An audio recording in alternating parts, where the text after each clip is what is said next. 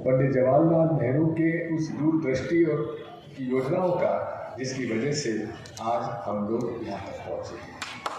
साथियों, एक माहौल पूरे देश में चलाया जा रहा है कि 2014 के पहले देश में कुछ हुआ ही नहीं। ऐसा एक झूठा प्रचार मोदी जी करते हैं कि 70 साल में कांग्रेस ने क्या किया।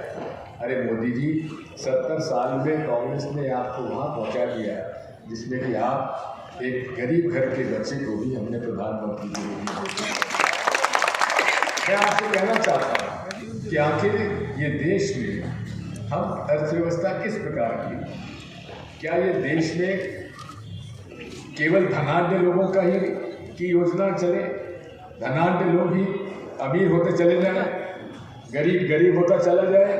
यदि इस तरह से होगा तो समाज में अशांति फैलना स्वाभाविक है, क्योंकि गरीब अगर गरीब होता चला गया, उसके बच्चों को नौकरी नहीं मिल रही है, उसके परिवार को पालने के लिए हमारे पास अर्थव्यवस्था नहीं है, तो फिर लोगों में नाराज़ी होगी और फिर क्रांति का रास्ता लोगों को अपनाना पड़ेगा। आज उससे बचने के लिए ही हम लोगों ने एक मध्यम रास्ता चुना था, जहाँ गरीबों के उत्थान के लिए योजनाएं हों, गरीबों को हक दिलाने के लिए योजनाएं हों, उनके लिए नियम और कानून बने और अमीरों को भी एक स्वच्छंद वातावरण में अपना व्यवसाय और उद्योग लगाने की स्वतंत्रता हो। इसीलिए यहाँ पे ज़मीन की सीलिंग लाई गई। बड़े बड़े जो जमींदार जागीरदार थे उनसे ज़मीनें लेकर गरीबों में बांटी गई। जो चाइना में खूनी क्रांति से और या फ्रांस में, यूरोप में खूनी क्रांति हुई,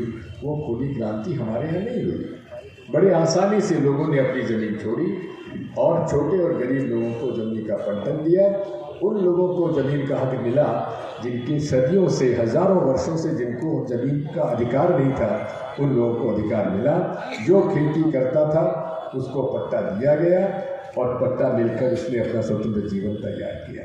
इसी प्रकार से एक स्वतंत्र वातावरण में नियम और कानून इस प्रकार के बनाए गए कि आज धीरे धीरे हम लोग आत्मनिर्भर होते चले गए और पूरे तरीके से विश्व में हम लोगों ने अपना स्थान बनाया।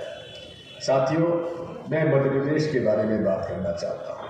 मध्य प्रदेश में एक ऐसा राज्य हमारा था, जहाँ 1956 में जब राज्य बना तो CPN बरार का कुछ हिस्सा और देशी रियासतों को लेकर मध्य प्रदेश का निर्माण किया और उसमें अब एक अपार संभावनाएं हैं। यहाँ के यदि नैसर्गिक साधन देखें तो नदियाँ हैं, जंगल है, पहाड़ है और हमारे पठार है, अच्छी नर्मदा घाटी है। ऐसे में धीरे धीरे विकास के रास्ते हमने चुने।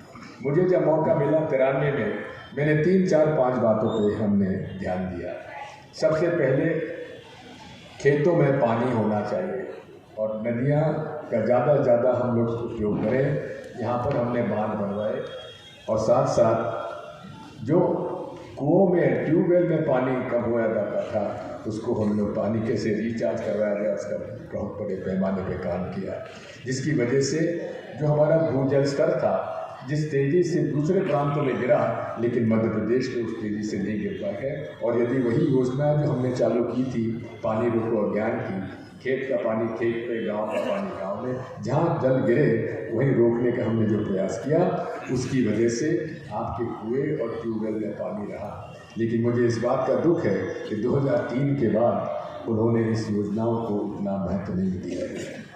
बिजली की समस्या हमारी रही, बिजली की समस्या और ज़्यादा बढ़ गई, क्योंकि जब प्रदेश का विभाजन हुआ तो सारे हमारा जो कोयले की खदानें थी वो अधिकांश छत्तीसगढ़ में थी। ज़्यादा से ज़्यादा हमारे बिजली के उत्पादन के कारखाने छत्तीसगढ़ में थे और खपत मध्य प्रदेश में होती थी। लेकिन उसकी तैयारी हम लोगों ने कर ली थी।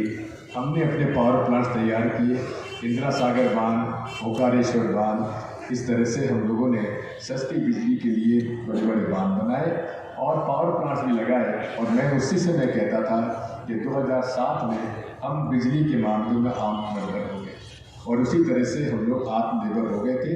आज हमारे पास बिजली के उत्पादन की कमी नहीं है। कारण यह है कि हमने जो नीतियाँ बनाई थी, योजनाएं बनाई थी, वो धीरे धीरे सफल हुई। जहाँ तक सड़क का मामला था, ये पहला राज्य था मध्य प्रदेश जहाँ हमने टोल रोड चालू की थी। टोल रोड चालू करने में जब हमने नीतिगत फैसला लिया था तो भारतीय जनता पार्टी ने मुझ पर आरोप लगाया था कि ये लोग गलत नीति अपना रहे हैं, लेकिन मुझे इस बात की खुशी है कि हमने जो नीति बनाई थी उसको आज केंद्र सरकार ने स्वीकार किया और उसका श्रेय दे रहे हैं कि हमने कुछ करके बनाया। स्पेशल इकोनॉमिक जोन अगर कहीं बना तो सबसे पहले मध्य प्रदेश को बना। जो नीतियां हमने बनाई उसका पालन धीरे धीरे केंद्र सरकार ने भी किया। हम चाहते थे सत्ता का विकेंद्रीकरण हो, पंचायतों को अधिकार दिया। जब मैं पंचायतों को अधिकार दे रहा था तो सारे विधायक और मंत्री जी मेरे पास आए थे कि अगर आपने चुने हुए पंचायतों को इतने अधिकार दे देंगे तो हमारी कौन सुनेगा। लेकिन हमने दिए क्योंकि राजीव गांधी चाहते थे पंचायतों को अधिकार देना और पंचायतों को उन्होंने आम लीडर बनाया। उनको शिक्षकों को नियुक्ति के अधिकार दिए, पंचायत कर्मियों के अधिकार दिए और हर तरह से उन्हें अपने गांव में उनकी व्यवस्था सुधारने का प्रयास किया। ग्राम सभा को अधिकार दिया। हर चीज़ की चर्चा गांव के अंदर होना चाहिए, गांव का निर्णय गांव में होना चाहिए। हमने कोशिश इस बात की कि छोटे छोटे निर्णय भोपाल लाने की जरूरत नहीं है, जिला सरकारें हमने बनाती हैं। बिजली के बिल हमने लेना बंद कर दिया क्योंकि किसानों की जब तक लागत कम नहीं करोगे तब तक किसान आत्मनिर्भर नहीं हो सकता। और सबसे बड़ी लागत आज बिजली की खपत में है और खाद में है। हमने चालू किया, कोशिश की कि हम ज़्यादा से ज़्यादा ऑर्गेनिक फार्मिंग की तरफ जाएं। गोबर की खाद से हम लोग अपना ज़्यादा से ज़्यादा खाद दें क्योंकि इनऑर्गेनिक फर्टिलाइज़र से ज़्यादा महंगी भी पड़ती है। इन सारी नीतियों को अंतर्गतवा केंद्र सरकार ने स्वीकार किया। मेरा कहना यही है, उस समय जितने राशि हमारे पास आती थी, केंद्र सरकार जितना टैक्स इकट्ठा करता है उसका केवल 28% राज्य सरकारों को मिलता। लेकिन हमारी कांग्रेस की सरकार 2004 में जब आई तब 28% से बढ़ाकर 42% केंद्र का सरकार का टैक्स मध्य प्रदेश में आने लगा। ये मेरा दुर्भाग्य था। उस समय मैं मध्य प्रदेश का मुख्यमंत्री रहा जब केंद्र से हमारे पास राशि आती है, लेकिन फिर भी मुझे इसका संतोष है कि हमने जनहित में लोगों के काम किए। और मैं इस बात को कह सकता हूँ कि 10 साल मुख्यमंत्री रहने के बाद, 5 साल मंत्री बनने के बाद और इतने लंबे राजनीतिक जीवन के बाद मेरे ऊपर आज एक भी भ्रष्टाचार का आरोप न कोई लगा पाया, न कोई लगाना पाया। जिसने मेरे खिलाफ भ्रष्टाचार का आरोप लगाया उमा भारती जी ने लगाया, उनके खिलाफ मैंने मुकदमा दायर किया। सुंदरलाल पटवा जी ने आरोप लगाया, उन पर मैंने मानहानि का दावा किया। और विक्रम वर्मा जी पर, विक्रम वर्मा जी और सुंदरलाल पटवा जी ने समझौता करके उस अपना आरोप वापस लिया। उमा भारती जी भी 2003 से लेकर आज तक 20 साल में एक भी आरोप वो नहीं लगा पाई।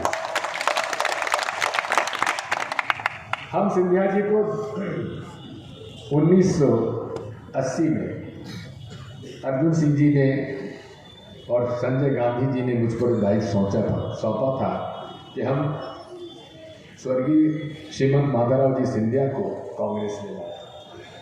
और मुझे इस बात को कहने में कहीं हिचक नहीं है कि ये काम संजय गांधी जी ने, इंदिरा जी ने मुझको और अर्जुन सिंह जी को सौंपा था। और मुझे इस बात की प्रसन्नता है कि हम माधवराव जी महाराज को कांग्रेस में लाए और उसमें आकर उन्होंने अपनी एक छवि एक अच्छे मंत्री के रूप में, एक अच्छे राजनेता के रूप में बनाई। उन्होंने हमने मिलकर पूरे ग्वालियर, चंबा और मध्य प्रदेश में विकास का जो भी कर सकते थे हमने किया। यही पाइपलाइन, जो गैस पाइपलाइन निकल रही है, पहले शामगढ़ से निकल रही थी, उसको हमने दोनों ने मिलकर इसको हजीरा, विजयपुर, जगदीशपुर की लाइन लाए, जिसकी वजह से हमारे NFL और गेल आया। और इसका पूरा श्रेय जाता है तो हमारे स्वर्गीय श्रीमंत माधवराव सिंधिया और मुझको जाता है, क्योंकि हम लोगों ने राजीव गांधी जी से मिलकर कराया। आज आप देखेंगे कि विजयपुर एक प्रमुख केंद्र हो गया है हमारे प्रदेश में इसका इंडस्ट्रियल एडवांसमेंट का।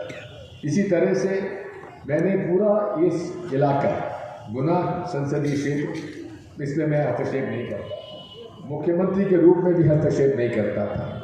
लेकिन उसके देहांत के बाद जो मेरा सिंधिया जी आए और उनको भी मैंने वही सहयोग दिया और उनको कभी भी मैंने मध्य प्रदेश में राजनीति में कभी भी उनको मैं कभी उनके लिए बीच में आने नहीं आया। हमेशा मैं बड़ा कहता था, क्योंकि मेरे पुत्र समान पहले भी थे, आज भी हैं। लेकिन जिस प्रकार से सरकार गिराई उन्होंने, मैं इस बात के लिए उन्हें कभी माफ़ नहीं करूँगा। आखिर कांग्रेस पार्टी ने क्या नहीं दिया? हर काम उनका किया, मंत्री पद दिया, उनके कहने से मंत्री लगाए, उनके कहने से हर प्रकार का हम लोगों ने समर्थन किया। अब 2018 में 114 में से 22 विधायक उनके साथ थे और उनको हम मुख्यमंत्री कैसे बना देते? जहाँ बहुमत अपार बहुमत कमलनाथ जी के साथ था, तो उनको मुख्यमंत्री हम कैसे बना सकते थे? पूरे तरीके से हम लोगों ने उनको उसके बाद भी सहयोग किया। जो उन्होंने मंत्रिमंडल में नाम दिए वो हमने लिए, जो मंत्रालय मांगे वो दिए, जो काम चाहते थे वो उनको किया। सिंधिया स्कूल की ज़मीन निःशुल्क दी कमलनाथ जी ने, जो कि आज अपने आप में उसके खिलाफ अनेक बातें होती हैं। मैं आपसे कहना चाहता हूँ कि 2018 में बड़ी मुश्किल से हम लोगों की सरकार बनी थी और सरकार अच्छी चल रही थी, वादे पूरे किए जा रहे थे, किसानों के कर्जे माफ़ हो रहे थे, बिजली के बिल घटते चले जा रहे थे और जो माफिया राज था, जिन्होंने सरकारी ज़मीनों पर बड़ी बड़ी कॉलोनी काट दी थी, बड़े बड़े मकान बना दिए थे, उनके खिलाफ कार्रवाई शुरू हो गई थी। भ्रष्टाचार के ऊपर जांच शुरू हो गई थी और उन भ्रष्टाचार के आरोपियों के खिलाफ कार्रवाई जब चालू हो रही थी